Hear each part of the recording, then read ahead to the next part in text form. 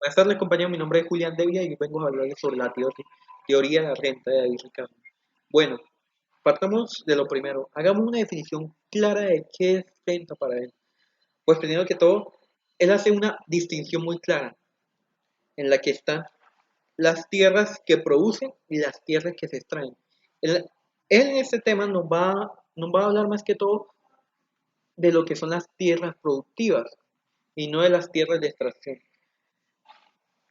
¿Cuál es la diferencia? Más que todo, las tierras de extracción son aquellas en las que vamos a sacar un bien y no vamos a trabajarlo. Por ejemplo, lo que son las, las empresas dedicadas a la tala de árboles, las empresas de minería, esas entran en, es, entran en este bloque al que llamaremos renta derivada de la extracción de un producto. El que va a tratar en este tema además que todo va a ser la renta, el concepto de renta que se le debe pagar al terrateniente por aquella tierra que origine un bien. Tales son los sembradíos de maíz, de arroz, de papa, algodón, algo que produzca un bien que luego pueda ser trabajado. Ahora, David Ricardo, para poder definir cómo es que nosotros pagamos el concepto de renta y cómo definimos cuál es el precio, él hace un vistazo a la historia y echa para atrás mucho, llegando a la época de las tribus. En la época de las tribus, ¿qué nota? Que no existe lo que sería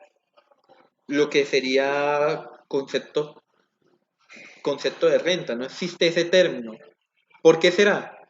Pues bien, David Ricardo, luego de hacer esa introspección, ese retraso en el tiempo y notar la clara diferencia en la vida y en los conceptos de rentas que no se pagaban en ese tiempo, vuelve al presente y lo compara y nota una gran diferencia, que serían las dos radicales para poder definir cuánto se debe pagar por concepto de renta. La primera sería desigualdad y la segunda privatización. Nosotros tenemos muy claro que para poder pagar un concepto de renta a un terrateniente, el terrateniente, el terrateniente debe tener las escrituras de ese terreno, por lo cual debe ser privado. Ya, pero él aquí hace referencia con desigualdad. Pues bueno, él nota algo más interesante en el momento en que regresa de la época de las tribus y vuelve a la sociedad del momento en el que vivía, porque hay que hacer hincapié en que él vivía en, en un tiempo específico, que obviamente no va a ser igual al de nosotros. Por lo tanto, vamos a ver una teoría clásica. Entonces, yo sí les recomiendo estar pensando en el tiempo de Ricardo y no piensen tanto en lo que sería nuestro tiempo actual, ya que nosotros funcionamos con, con otros métodos. Entonces, volvamos a la teoría clásica de David Ricardo del concepto de renta que si bien es algo antiguo, todavía sigue rigiendo bastante en esta época. Listo. Entonces, cuando él regresa a nuestro tiempo y, y ve y ve y ve y ve una y otra vez las diferencias, nota que en el momento en que hay un salto de tribu a, a pueblo y de pueblo a ciudad, que, la, que en medida en que la sociedad va aumentando, las tierras van aumentando y por ello van a ser privatizadas. Al ser privatizadas, ya pueden, ya pueden cobrar por ello. Pero ahora el valor de esas tierras será dado por, por la diferencia de capacidades productivas entre la tierra más fértil y la tierra menos fértil. A eso era la referencia a esa desigualdad. Pues bien, pongamos un ejemplo. En un país, en una ciudad, existen 80 tierras.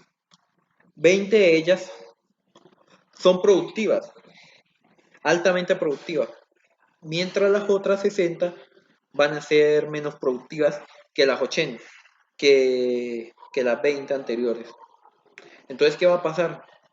En este contexto, las tierras fértiles van a ser altamente solicitadas, ya que le van a generar al capitalista un ingreso mayor que les proveería una tierra menos fértil. Ahora él hace algo muy interesante y es compararlo con dos variables muy importantes para la economía que serían el capital y los salarios. Pues bueno, él cuando habla de salarios y renta, él dice directamente que los salarios no van a afectar a la renta. ¿Por qué sucede esto? Si bien los salarios, si llegan a aumentar, hace que los precios que los precios tienden a aumentar, lo que sería la renta no aumentaría porque solo está dado por la desigualdad de las otras tierras productivas y, y los salarios al no tener ninguna relación con las desigualdades entre las tierras, entonces no va a afectar directamente al concepto de renta que el capitalista le paga al terrateniente. Ahora, David Ricardo va a asociar renta con capital. Capital entendamos como como aquel dinero o, o cualquier tipo de bien que afecte las capacidades productivas de una tierra. Pues bueno, cuando David Ricardo nos habla de capital y renta a la vez, él dice que en este caso sí afecta claramente el capital a la renta. Pues si el capital es utilizado para fomentar las capacidades productivas de una tierra menos fértil, entonces ¿qué va a pasar? Va a haber un gasto mayor al capitalista y va a haber una desigualdad muy importante a los ingresos obtenidos. Por ende, el terrateniente estará en el derecho de poder pedir más por su tierra más fértil y que necesita menos capital. Es por ello que que hay una relación muy importante entre la capital, entre la cantidad de capital que se utiliza en una tierra en el concepto que le vamos a pagar al terrateniente. Entonces, eso sería lo más importante que hay que tener en cuenta en la teoría de la renta de David Ricardo. Ahora pasaremos a hablar de los salarios.